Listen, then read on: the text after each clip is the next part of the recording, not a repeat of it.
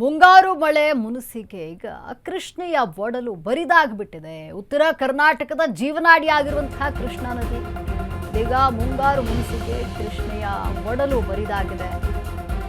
ಉತ್ತರ ಕರ್ನಾಟಕದ ಜೀವನಾಡಿಯ ಒಡಲು ಈಗ ಬರಿದಾಗಿರುವಂಥದ್ದು.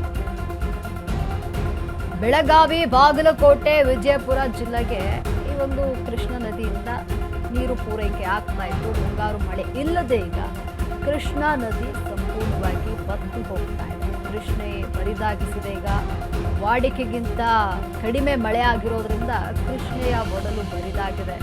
ದಿನದಿಂದ ದಿನಕ್ಕೆ ಇಳಿಕೆ ಆಗ್ತಾ ಇದೆ ಕೃಷ್ಣಾ ನದಿ ನೀರು. ಜನರ ಆತಂಕವನ್ನ ಈಗ ಕೃಷ್ಣಾ ನದಿ ನೀರು ಹೆಚ್ಚಿಸ್ತಾ ಇರುವಂಥದ್ದು. ಆತಂಕ ಹೆಚ್ಚಾಗ್ತಿದೆ. ಯಾಕಂದ್ರೆ ಜನ ಜಾನುವಾರುಗಳಿಗೆ ಕುಡಿಯಲು ನೀರಿಲ್ಲದೆ ಜಲಕ್ಷಾಮ ಉಂಟಾಗುತ್ತಾ ಇದರಿಂದ ಅನ್ನುವಂಥ ಪ್ರಶ್ನೆ. ಕೊಯ್ನಾ ಜಲಾಶಯದಿಂದ ನೀರನ್ನು ಹರಿಸುವಂತೆ ಈಗ ಆಗ್ರಹಿಸಲಾಗಿದೆ. ಪಕ್ಕದ ಮಹಾರಾಷ್ಟ್ರದಲ್ಲಿರುವಂತಹ ಕೊಯ್ನಾ ಜಲಾಶಯ, ಇಲ್ಲಿಂದ ಏನು ಕೃಷ್ಣಾ ನದಿಗೆ ನೀರನ್ನು ಬಿಡುಗಡೆ ಮಾಡುವಂತೆ ಒತ್ತಾಯಿಸಲಾಗಿದೆ. ರಾಜ್ಯದಲ್ಲಿ ಭಾರಿ ವಾಡಿಕೆಗಿಂತ ಕಡಿಮೆ ಮುಂಗಾರು ಮಳೆ ಆಗಿರೋದ್ರಿಂದ ಉತ್ತರ ಕರ್ನಾಟಕದ ಜೀವನಾಡಿಯಾಗಿರುವ ಕೃಷ್ಣಾ ನದಿಯ ಒಂದು ಒಡಲು ಬರಿದಾಗಿದೆ. ಬೆಳಗಾವಿ, ಬಾಗಲಕೋಟೆ, ವಿಜಯಪುರ ಜಿಲ್ಲೆಗೆ ಇದು ಜೀವ ನದಿಯಾಗಿದೆ. ನೀರನ್ನು ಪೂರೈಸ್ತಾ ಇತ್ತು.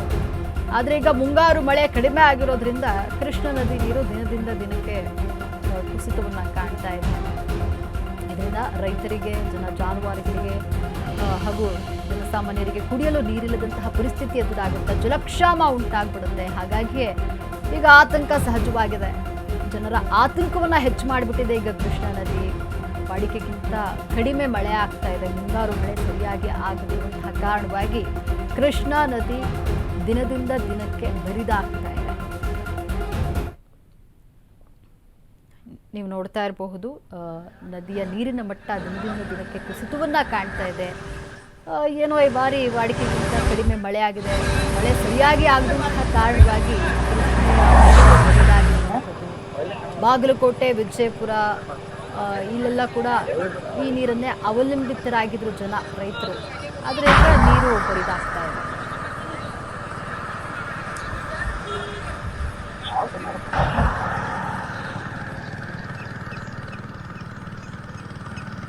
ಈ ಬಗ್ಗೆ ನಮ್ಮ ಪ್ರತಿನಿಧಿ ಪ್ರಶಾಂತ್ ನೀಡಿರುವಂತಹ ಪ್ರತ್ಯೇಕ ವರದಿ ಇಲ್ಲಿದೆ.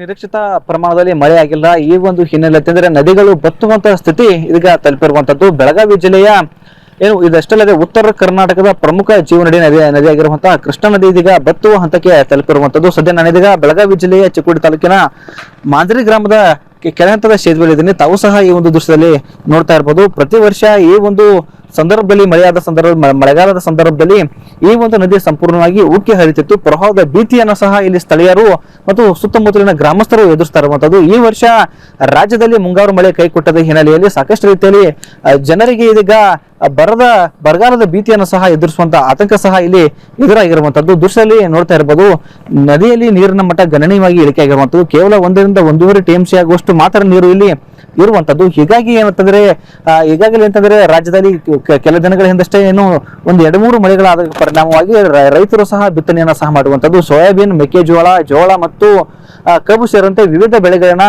ಇಲ್ಲಿ ಬೆಳೆದಿರುವಂತದ್ದು. ಈಗ ಮಳೆ ಆಗದ ಕಾರಣ ಇರೋ ಹಿನ್ನೆಲೆ ಅಂತಂದ್ರೆ ರೈತರಿಗೂ ಸಹ ಇದೀಗ ಬರದ ಆತಂಕ ಸಹ ಇಲ್ಲಿ ಎದುರಾಗಿರುವಂತದ್ದು. ಮಳೆರಾಯನ ಹಾದಿಗಾಗಿ ರೈತರು ಇದೀಗ ಹಪಾಪಿ ಮಾಡ್ತಾ ಇರುವಂತದ್ದು. ದೃಶ್ಯದಲ್ಲಿ ನೋಡ್ತಾ ಇರಬಹುದು. ಈ ಒಂದು ನದಿಯ ಯಾವುದೇ ರೀತಿ ಇದೆ ಅಂತಂದ್ರೆ ಇಲ್ಲಿ ಸಂಪೂರ್ಣವಾಗಿ ಇಲ್ಲಿ ತುಂಬಿ ತೂಕಬೇಕಾಗಿರುವಂತಹ ನದಿ ಇದೀಗ ಖಾಲಿಯಾಗಿ ಕಾಣ್ತಾ ಇರುವಂತದ್ದು. ದೃಶ್ಯದಲ್ಲಿ ನೋಡ್ತಾ ಇದ್ದಂತೆ ನದಿಯ ನೀರಿನ ಮಟ್ಟವು ಸಹ ಇಲ್ಲಿ ಇಳಿಕೆ ಸಹ ಆಗ್ತಾ ಇರುವಂತದ್ದು.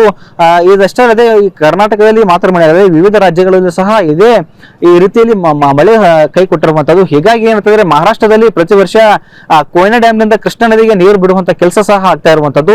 ಅದು ಸಹ ಮಹಾರಾಷ್ಟ್ರದಲ್ಲಿಯೂ ಸಹ ಮಳೆಗಾಲದ ಆಗದೆ ಇರೋ ಕಾರಣ ಅಲ್ಲಿಯೂ ಸಹ ನೀರಿನ ಕೊರತೆ ಎದುರಾಗ್ತಾ ಇರುವಂತದ್ದು. ಕೊಯ್ನಾ ಡ್ಯಾಮ್ ನಲ್ಲಿಯೂ ಮಹಾರಾಷ್ಟ್ರ ಜನರಿಗೆ ಮಾತ್ರ ಇಲ್ಲಿ ಪೂರೈಕೆ ಆಗುವಷ್ಟು ನೀರನ್ನ ಇದೆ ಅಂತ ಹೇಳಿ ಈಗ ಬಲ್ಲ ಮೂಲದಿಂದ ಐಶ್ವರ್ಯ ನ್ಯೂಸ್ಗೆ ಮಾಹಿತಿ ಸಹ ಲಭ್ಯವಾಗ್ತಾ ಇರುವಂತದ್ದು. ಅಧಿಕಾರಿಗಳು ಮತ್ತು ಏನಂತಂದ್ರೆ ರಾಜ್ಯ ಸರ್ಕಾರ ಮಹಾರಾಷ್ಟ್ರದ ಸರ್ಕಾರದ ಜೊತೆ ಏನು ಚರ್ಚಿಸಿ ಸುಮಾರು 1-2 TMC ಆಗುವಷ್ಟು ನೀರನ್ನು ಬಿಡಿಸ್ಕೊಂಡು ಬರ್ಬೇಕಂತ ಹೇಳಿ ಇಲ್ಲಿ ಸ್ಥಳೀಯ ರೈತರು ಸಹ ರಾಜ್ಯ ಸರ್ಕಾರಕ್ಕೆ ಆಗ್ರಹವನ್ನು ಸಹ ಮಾಡ್ತಾ ಇರುವಂತದ್ದು.